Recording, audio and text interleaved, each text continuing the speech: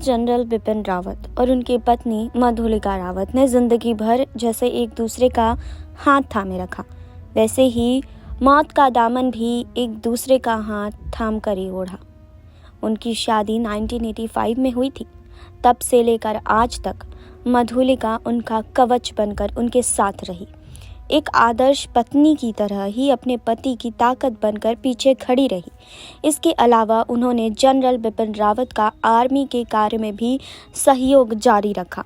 बिपिन रावत की पत्नी Madhulika Rawat army voice welfare association की प्रेसिडेंट थी। बता दें कि army voice welfare association India के सबसे बड़े स्वैच्छिक संगठनों में से एक है।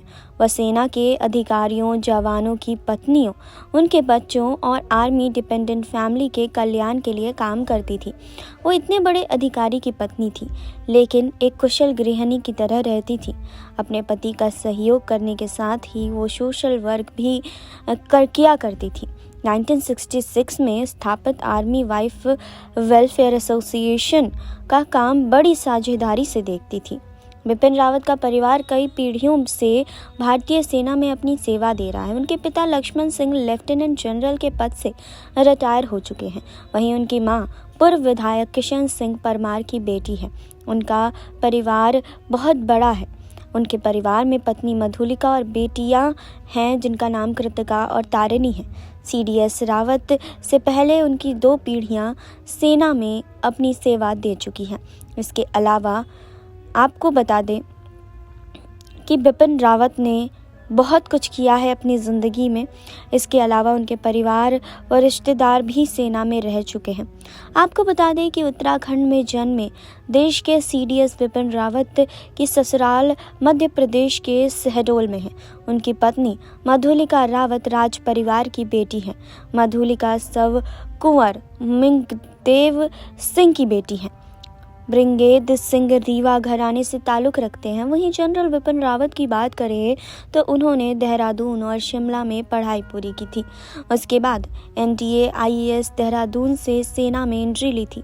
वे आईएमए में सर्वश्रेष्ठ स्वाड ऑनर से सम्मानित रहे। उन्होंने मेरठ यूनिवर्सिटी से मिलिट्री मीडिया स्ट्रेटेजिक स्टडीज़ में पीएचडी भी की थी। बिपिन रावत ने 1978 में आर्मी की 11वीं गोरखा राइफल की 5वीं बटालियन से अपने करियर की शुरुआत की।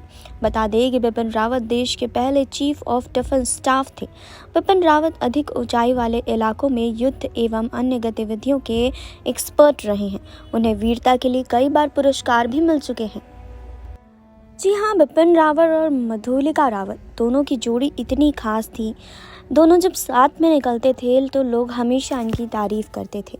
आपको बता दें कि भारत के पहले chief of defence staff Bipin Rawat और उनकी पत्नी मधुलिका समेत 13 लोगों का हेलीकॉप्टर क्रैश हादसे में बुधवार को निधन हो गया। इस हादसे के बाद पूरे देश में शोक की लहर है। बिपिन रावत की काबिलियत और उनके योगदान की चर्चा तो हर ओर हो रही है, लेकिन उनकी पत्नी मधुलिका का भी इसमें योगदान सराहनीय है।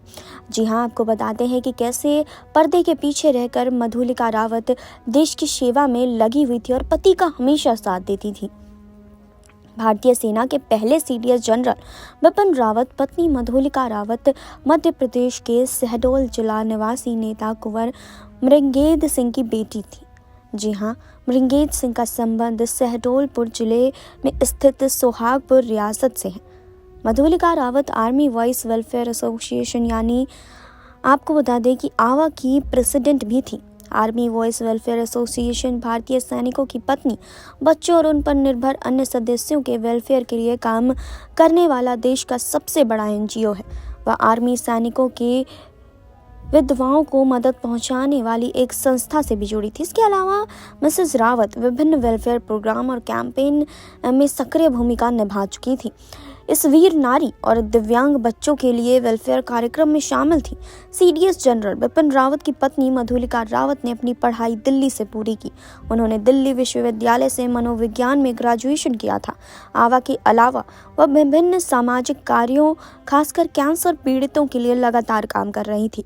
सीडीएस जनरल रावत और मिसेज मधुलिका रावत की 2 बेटियां हैं। इनमें से एक का नाम कृतिका रावत है। जी हाँ, तो आपको बता दें कि सीडीएस जनरल बिपिन रावत के बारे में भी कुछ बातें आपको हम शेयर करेंगे। जी हाँ, तो तमिलनाडु के कुन्नूर में आज आपको बता दें कि सेना का हेलीकॉप्टर कल क्रैश हुआ, जिसमें सीडीएस जनरल बिपिन रावत भी सवार थे। दुर्घटनाग्रस्त होने के बाद जनरल को अस्पताल ले जाया गया। दुर्घटनाग्रस्त helicopter chief of defence staff general Bipin Rawat, उनकी पत्नी, रक्षा सहायक, सुरक्षा कमांडो और वायुसेना के पायलट समेत कुल 14 लोग सवार थे। फिलहाल आपको बता दें कि बिपिन रावत अब इस दुनिया में नहीं है। बिपिन रावत का निधन हो गया। बिपिन रावत उत्तराखंड से हैं। जी हाँ, उनका जन्म उत्तराखंड के पौड़ी में 16 मार्च 1958 को हुआ था। बिपिन रावत का परिवार कई पीढ़ियों से भारतीय सेना में अपनी सेवा दे रहा है।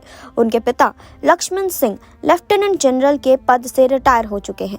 वहीं उनकी मां प्रदेश की उत्तरकाशी की रहने वाली हैं, जो पूर्व विधायक किशन सिंह परमार की बेटी भी हैं। जी हाँ, रावत की पत्नी मधुलिका रावत भी क्रैश हुए हेलीकॉप्टर में मौजूद थी। जी हाँ, वो भी अब इस दुनिया को अलविदा कह चुकी हैं। जी हाँ, तो जिस तरह से एक दूसरे का हमेशा से ये लोग साथ देते आए हैं, वैसे ही निधन भी साथ में हुआ इन लोगों का। मौत का दामन भी साथ में संभाला इन्होंने। जी हाँ, तो आपको बता दें कि बिपिन रावत समेत उनकी पत्नी मधुलिका रावत दोनों ही इस क्रैश हादसे का शिकार हुए और दोनों ही अब इस दुनिया को अलविदा कह चुके हैं।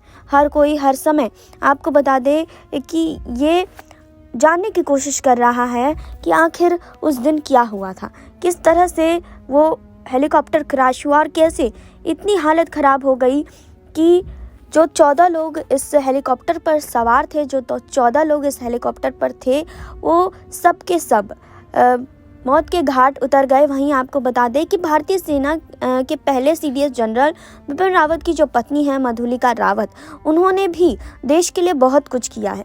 जी हाँ, सिर्फ बिपिन रावत ही देश के लिए इतना कुछ नहीं कर रहे थे, उनकी पत्नी भी इन सब चीज़ों में शामिल थी। भले ही पर्दे के पीछे शामिल थी, पर्दे के पीछे रहकर बिपिन रावत के साथ वो दिखाई देती थी, लेकिन आपको बता दें कि हमेशा एक दूसरे का साथ देने वाले ये दोनों आज एक दूसरे के ही साथ इस दुनिया को अलविदा कह गए।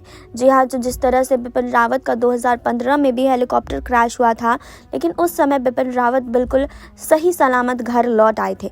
लेकिन इस बार शायद भगवान को कुछ और ही मंजूर था। जी हाँ, इस बार आपको बता दें कि बिपिन रावत अब हम सब के बीच नहीं है।